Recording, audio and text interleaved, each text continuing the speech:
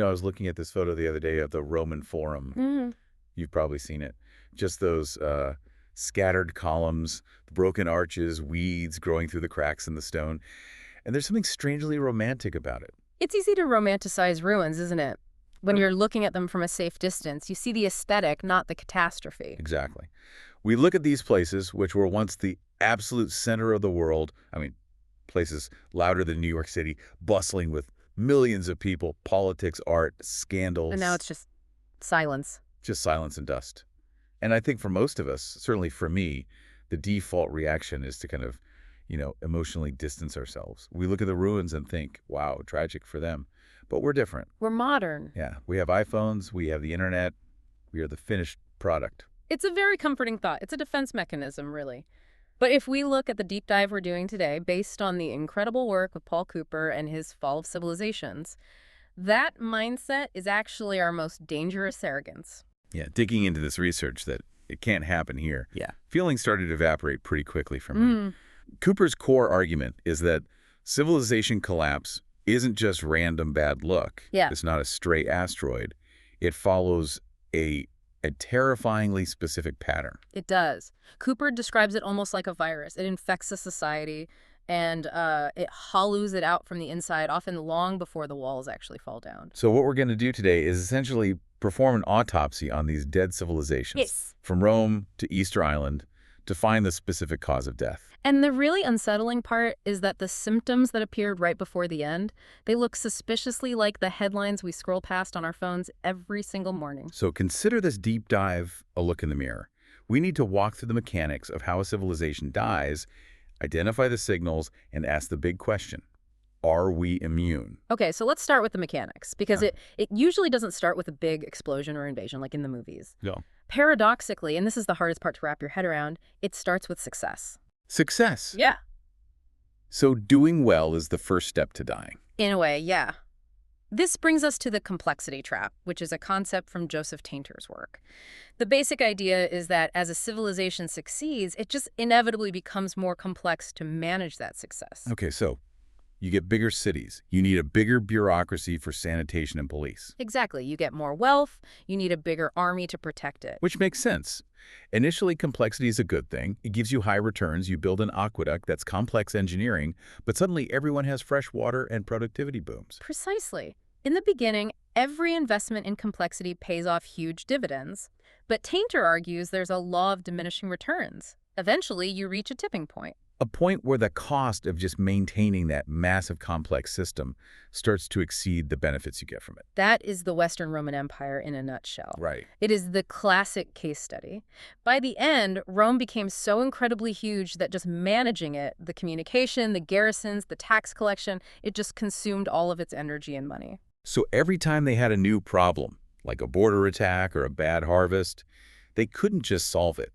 They had to add another layer of bureaucracy. Or another tax to pay for it. It's like a house of cards where you keep adding decks to the top to stabilize the bottom. Cooper points out that Rome didn't just fall because of barbarians at the gates. No, it fell because the cost of being Rome became too high. Mm-hmm. The structure just got too heavy. It collapsed under its own weight. And that's where the modern parallel gets eerie for me. The sources talk about our global supply chains. I mean, we've built the most complex society in human history. Financial systems nobody really understands, just-in-time delivery where grocery stores only have 3 days of stock. It's also fragile. And it raises the question, have we reached that point of diminishing returns? We've built an incredibly efficient system, yes, but it's also incredibly brittle. And when a system is that tightly wound, a small shock that wouldn't have mattered 200 years ago can just ripple out and bring the whole thing down. Which leads us directly to the next big killer in Cooper's autopsy. the environment. You can have the best bureaucracy in the world, the most complex economy, but you still have to live on a physical planet. There was a line in the reading that really stuck with me. You cannot negotiate with nature. You really can't. Every environment has a carrying capacity. When a civilization gets too successful and grows beyond what its land can support, nature strikes back. It's not malicious, it's just math. I think the Maya are the most tragic example of this. I always grew up thinking they just mysteriously vanished. Right, like they were abducted by aliens or something. Yeah. But it wasn't magic, it was a feedback loop. The Maya were Brilliant. I mean, advanced mathematicians, astronomers. Incredible architects. But to build those massive stone cities and feed that exploding population, they had to clear the jungle. Deforestation. Massive deforestation. They needed wood for fuel, for building, and land for corn. But the evidence suggests this actually altered the local climate. Trees help generate rain. They do. They help capture moisture. By cutting them all down, the Maya basically engineered their own drought. So they didn't just run out of wood, they broke the weather. Exactly. They disrupted the water cycle, and a centuries-long drought brought them to their knees because, at the end of the day, social order depends on dinner. If the rulers can't feed the people, the whole illusion of power just crumbles. Instantly.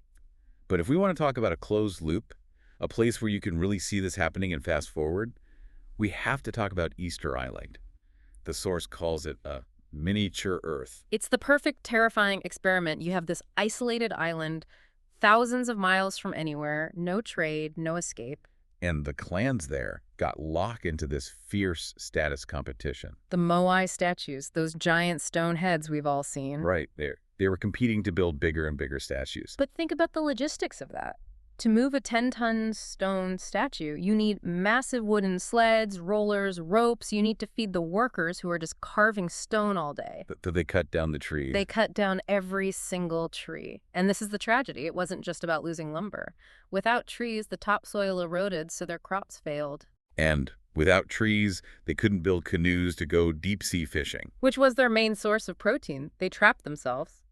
It's just haunting to imagine the person who cut down the very last tree. I mean, did they know? Or were they just thinking, I need this one log to finish this statue so my clan looks powerful? That's the warning Cooper highlights. It's the ratchet effect. They couldn't stop because the cultural system demanded growth and status, even as the physical system was screaming, stop! And today, our planet is Easter Island. There is no other island to sail to. If we deplete the resources here in a competition for status or GDP growth, the result is exactly the same. But wait, I want to push back on this a little. Not every civilization that faces climate change or resource shortages collapses. Some survive. So what's the variable? That's a great point. And that brings us to the crucial difference between rigidity and adaptability. The survival of the fittest idea, but for cultures. Look at ancient Egypt. They lasted for 3,000 years. That is an insane amount of time. Why? Because their entire worldview was built around the Nile. Which is unpredictable. It floods, it recedes. So the Egyptian society was designed to be adaptable. They lived in harmony with that cycle. They expected disruption, so they built their society to absorb it. Contrast that with the Vikings in Greenland. This story actually blew my mind. I didn't even realize Vikings lived in Greenland for that long. They did, hundreds of years. Yeah. Eric the Red led them there during a warm period, and they set up a European society. Raising cattle, building stone churches. Wearing heavy European wool clothes. They tried to be civilized Europeans in the Arctic. And then the climate changed. The little ice age hit. It got colder, the cows started dying because the grass wouldn't grow, the winters got longer. Now here's where it gets really interesting. They weren't alone on the island. The Inuit were there too. And the Inuit were doing fine, right? The Inuits were thriving. They hunted seals, they built igloos, they used kayaks, they had technology and habits perfectly adapted to the cold. The Vikings could have just looked over and said, hey, teach us how to do that. They could have. Teach us how to catch a seal. Teach us how to survive. But they didn't. Why not? They viewed the Inuit as savages. They refused to change their identity. They would rather starve to death as proper Europeans eating beef even when there were no cows left than survive by adopting the ways of the people they looked down on. That is a massive blind spot. Their past success, being European farmers, became the exact reason for their downfall. It's a powerful lesson. The habits that get you to the top might be the very things that drag you down when the context changes. We think of tradition as a strength, but in a shifting environment, tradition can be a suicide pact. So we have complexity, environmental limits, cultural rigidity. But there's another layer here, something that feels very 21st century, interconnectedness. The double-edged sword. Let's talk about the Bronze Age collapse. This was about 3,200 years ago. Before reading this, I honestly thought the ancient world was just isolated villages poking each other with sticks. Not at all. The Mediterranean at that time was globalized. You had the Minoans, the Hittites, the Mycenaeans, the Egyptians. They were all trading. And the key is in the name Bronze Age. To make bronze, you need copper and tin. And those are usually not found in the same place. Copper was mostly in Cyprus, but tin, you had to get tin from as far away as Afghanistan. So to make a simple sword, you needed a supply chain spanning thousands of miles. A very tight network of diplomacy and trade. And then, in just a few decades, it all vanished. It burned to the ground. We're talking about a total systems crash. Writing was lost, trade stopped, cities were abandoned. What happened? It was a perfect storm. You had earthquakes, drought, invasions by the sea peoples. But the key takeaway isn't what started it. It's why the collapse was so total. It was the network itself. Yes. Interconnectedness creates efficiency, it makes everyone rich, but it also creates dependency. If the tin shipment from Afghanistan stops, the copper in Cyprus is useless. The economy halts, the soldiers don't get paid, the king loses authority. It cascades. It's exactly like today. A chip shortage in Taiwan shuts down car factories in Detroit. Or a ship gets stuck in the Suez Canal and global trade has a heart attack. Cooper uses the example of Aksum in Ethiopia as well. They were a powerhouse empire that relied on the Red Sea trade routes. But when Islam spread and the trade routes shifted, Aksum just withered away. They didn't have a plan B. They were over-specialized. relying on a single industry, a single trade route, it makes you so vulnerable. Exactly. Interconnectedness makes you rich, but it removes your safety buffer. Speaking of things that make us rich but vulnerable, technology. We always think tech is the answer. Science will save us. But the Khmer Empire gives us a warning there, doesn't it? Angkor Wat? Yeah, the temple complex in Cambodia. It wasn't just a temple. It was the heart of a hydraulic civilization. The Khmer engineers were geniuses. They built this massive, complex water management system, canals, reservoirs that let them harvest rice 3 or 4 times a year. That's incredible productivity. It gave the rulers godlike power. They had mastered the water. But, technology is still subject to nature. When the climate shifted, they got hit with extreme swings, massive droughts followed by intense, violent floods. And the system couldn't handle the extremes. It was designed for consistency. It was built for the Goldilocks zone. The floods destroyed the delicate infrastructure, and the droughts dried up the reservoirs. The very tech that built them up Became the anchor that drowned them. Exactly. They had engineered themselves into a corner where they needed the tech to survive, but the tech couldn't cope with the new reality. It really challenges the idea that we can just tech our way out of problems without any behavioral changes. But we have to remember, civilizations are made of people. It's not just rain and economics. There's a huge psychological component to collapse. The human element. This part of the source material was fascinating. The elite disconnect. This is one of the most common precursors to collapse. The rulers, the people making the decisions, often live in a bubble. They're insulated by their wealth. The classic Marie Antoinette let them eat cake moment. Right. Even if she never actually said it, the story stuck because it represented a truth. The elites start to view citizens as statistics, not people. When the decision makers are the last ones to feel the pain, they're the last ones to act. So while the ship is sinking, the people in first class are still ordering champagne because their feet aren't wet yet. And by the time their feet get wet, it is way too late to steer the ship.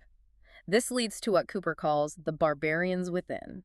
We always worry about the enemy at the gates, but the real danger is inside the house. When inequality gets too extreme, when people feel the system is rigged against them, they lose loyalty to the state. They stop believing in the whole project. This happened in Rome, right? Yes. In the later years, the Roman army wasn't made up of patriotic citizens. It was made up of mercenaries. They were fighting for a paycheck. And when the paycheck bounced, They sacked the city. The protectors became the looters. If a society doesn't offer a sense of belonging and fairness to its people, the people will not support the structure when it starts to crack. it's a psychological collapse. The source talks about the myth of a civilization. Once people stop believing the story that Rome is eternal or tomorrow will be better than today, the whole thing dissolves. That loss of the story is as damaging as losing the buildings. Okay, so we've covered a lot of heavy stuff here. Complexity traps, environmental revenge, rigidity, systems failure, internal rot. It feels pretty grim. It can, yeah. Is the takeaway here that we should just give up? Are we just waiting for our turn in the history books? Not at all. Cooper's work actually ends on a surprisingly hopeful note regarding what survives. Chapter 18. What survives? Think about it. The Roman Empire fell. The buildings are ruins. But Roman law, it underpins half the legal systems in the world today. And Latin shaped science and medicine. The idea of a republic-shaped modern democracies. So the hardware breaks, but the software survives. Exactly. The most durable legacy isn't stone, it's ideas, stories, knowledge. Those are the things that carry on through the Dark Ages and seed the next civilization. And there's this concept of cyclical time he mentions. Right. We in the modern West tend to see time as a straight line, progress, up and to the right. But many ancient cultures saw it as a cycle, like the seasons. Winter's harsh, things die, but it clears the way for spring. Like a forest fire. It's destructive, yes. But it burns away the dead wood and returns nutrients to the soil, allowing new growth that wouldn't have been possible before. Collapse isn't just an end, it is a reset. And here's where it gets really interesting, and maybe where we find our edge. We have something the Romans didn't have. We have something the Easter Islanders didn't have. We have data. We have the receipts. We're the first civilization with the receipts. But the Easter Islanders didn't have history books telling them about the collapse of the Maya. They didn't have CO2 readings telling them the climate was changing. They were flying blind. We're not. We have the map of the cliff edge. We know exactly where we stand in the pattern. And that is the final choice the source leaves us with. We aren't doomed to repeat history just because it's a cycle. We have the knowledge to break the cycle. The question is no longer what is happening. We know what's happening. The question is, will we act on what we know? Or will we be like the Vikings, too stubborn, too attached to our old ways to change our habits before the winter comes? It's the ultimate test, isn't it? Can we look at the ruins of the past and actually see ourselves, or do we just see a movie set? We have to choose to be adaptable. We have to choose to listen to the signals. Because if we don't, future archaeologists might be digging up our smartphones and wondering why we didn't save ourselves when we had all the answers right in the palm of our hands. A sobering thought to end on, but also an empowering one. We have the map, we just have to decide to use it. Thanks for joining me on this deep dive. It was a pleasure. Take care, everyone, and keep looking at the data.